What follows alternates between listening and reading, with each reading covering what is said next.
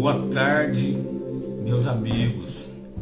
Eu estou fazendo esta live aqui porque eu pretendo fazer lives nos domingos agora, na hora do almoço. Então, bom domingo para todos neste que é o primeiro domingo do último mês do ano de 2024. Eu estava postando durante esta semana um assunto sobre as mutações. Por quê?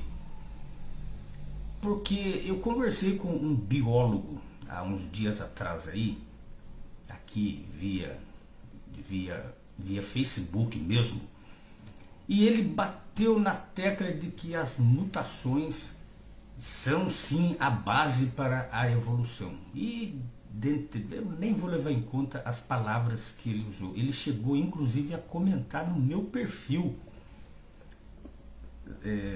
alguma coisa. Mas isso aí deixa para lá.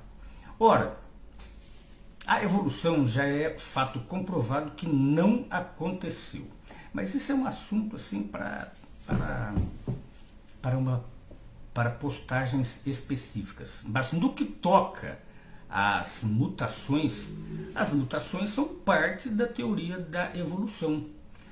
Elas foram propostas sem conhecimento de causa algum, conforme nós vimos nas primeira, segunda e terceira parte deste assunto, que elas não aconteceram.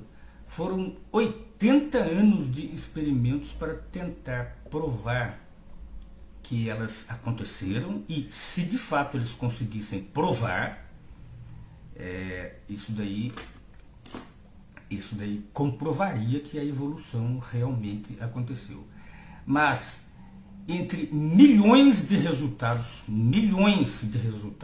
nesses 80 anos em que cientistas nasceram e morreram experimentando, não se achou uma única evidência.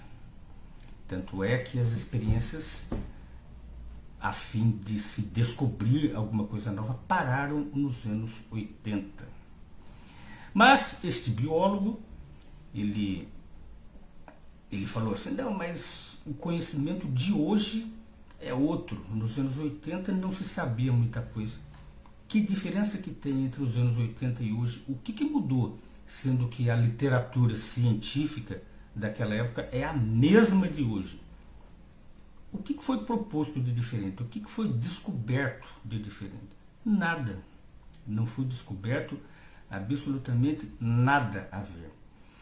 Então, eu estou fazendo agora esta quarta parte, que eu vou postar ainda hoje, a respeito das mutações, que me parece que foi a última, não bem a última, mas foi uma das últimas tentativas de se provar que realmente aconteceram as mutações.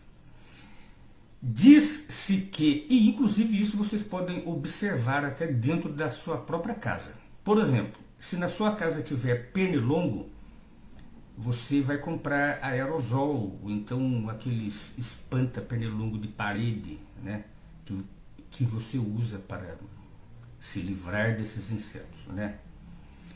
O que os laboratórios costumam dizer quando aqueles inseticidas ou então aqueles espanta-pernilongos não funcionam?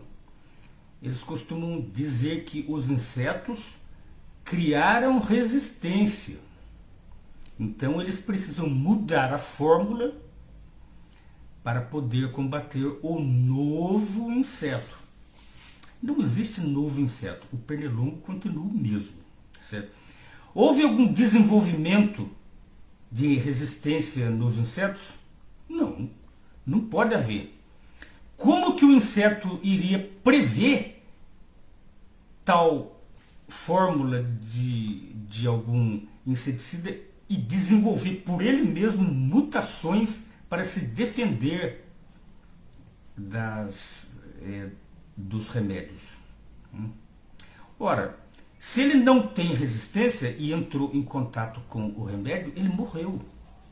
Como é que pode um pernilongo morto desenvolver resistência e passar essa resistência para o seu descendente uma vez que ele está morto. Portanto, é fácil de perceber que a conversa desses biólogos de laboratório é papo furado. E eles sabem que é isso, sabe? É que eles querem se manter na crista da sabedoria, né? Eles querem ser admirados.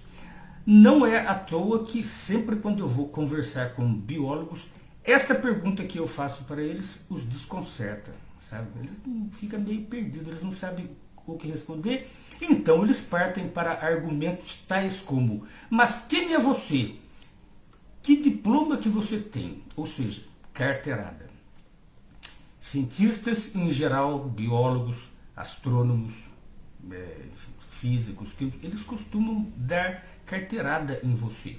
Quem é você para discutir comigo? Ora, mas então me responda esta pergunta: como é que o pernilongo desenvolve resistência a um inseticida, sendo que se ele entrar em contato e não tiver resistência, ele vai morrer? Esta quarta e última parte deste assunto, as mutações, que eu vou postar hoje ainda, ela vai trazer essas e outras questões que não são respondidas. Que conhecimento que tem então novo a respeito do conhecimento que se tinha nos anos 80, que eles alegam tanto? Quando a gente cita um livro, por exemplo, eu citei um livro de Carl Sagan para ele, Cosmos, em que nele Carl Sagan, como todos os outros cientistas, eles meio que indiretamente eles reconhecem que a evolução foi impossível de acontecer, mas que mesmo assim eles acreditam nelas. Certo? Ué, é uma resposta dúbia. Você pergunta uma coisa para ele assim: ó, você foi na padaria comprar pão? Aí você responde sim e não. Ué, ou você foi ou você não foi. Mas a resposta dos cientistas, principalmente escrita em livros, e eu tenho percebido muito isso, é que primeiro eles falam que realmente é impossível mesmo. Você basta pensar nesta hipótese para ver a impossibilidade disso ter acontecido, né? No caso das mutações, né? Só que depois, em seguida, eles já emendam: mas todavia eu acredito que isso deve ter acontecido de alguma forma. Ué, se nos experimentos não deu certo, como que ele ainda acredita que aquilo tenha acontecido? Se experimentos movidos por cientistas inteligentes não deu certo, como que eles podem acreditar que as mutações aconteceram por mero acaso, não dirigido, sem que haja nada de inteligente por perto? Não é à toa que dois cientistas que escreveram A Evolução Provinda do Espaço, e eles são citados na terceira parte do texto, eles mesmos dizem, né, que, ora, nós não acreditamos que possa ter, nós confirmamos que a evolução não aconteceu. Nós confirmamos, eles observaram todos os fósseis, todas as experiências, e viram que, olha, os fósseis não mostram nada daquilo que a gente queria ver. Mas todavia eu acredito que deve ter acontecido assim mesmo.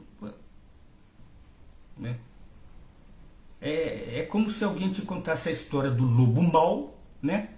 E você fala assim: mas o lobo mau é uma historinha infantil que foi criada por alguém que escrevia histórias infantis, como a história do Saci Pererê, por exemplo, que foi criada por Monteiro Lobato, mas que, no entanto, você acredita mesmo que ele existiu. Ué, os cientistas, eles agem desta forma, sabe? A maioria deles. Isso lhe parece ciência objetiva? Ou é folclore?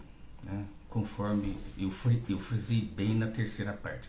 E para eu escrever esses assuntos, eu me baseei principalmente em literaturas de um site que eu respeito muito, é o jw.org, mas também em outras publicações, livros que a gente consegue encontrar na internet em forma de PDF. E eu cito esses livros. Portanto, meus amigos, Foi bom ter olhado para a cara de vocês, mesmo sem ter enxergado ninguém, já que são só vocês que estão me enxergando. Por favor, tirem uma selfie e coloquem aqui nos comentários de como é que vocês estão agora, neste momento. Se desejarem, né? Se é que essa live vai ser vista. E bom domingo a todos. Daqui a pouquinho, para quem tem interesse, por exemplo, meu amigo Tatal, meu amigo lá dos anos 70, ele tece comentários bons aqui, viu? E ele é uma daquelas pessoas que ainda não foi muito a fundo nessa questão.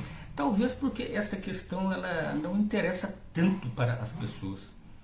As pessoas, elas não têm por que desacreditar ou acreditar. Elas são desinteressadas nesses assuntos, visto que as preocupações diárias não a deixam pensar muito nisso. Então eles simplesmente acreditam. Chega um cientista, doutor, PhD, e fala, ó, aconteceu desta forma.